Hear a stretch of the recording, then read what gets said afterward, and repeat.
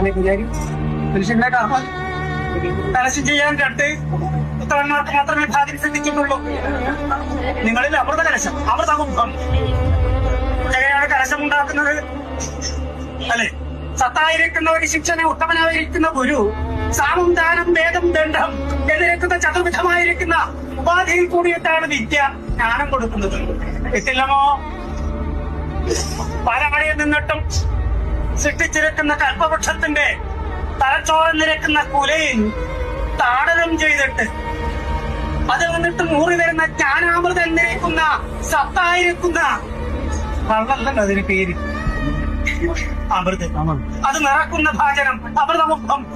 അത് ഏറ്റെടുത്ത് നടക്കാൻ യോഗ്യവന്മാര് നിങ്ങള് തന്ത്രിമാര് ശിരസിലേറ്റാനുള്ള യോഗ്യമുണ്ട്. നിങ്ങൾക്ക് ശിരസിലേറ്റണം. എന്തെല്ലാം ഉണ്ട് കലശത്ത്?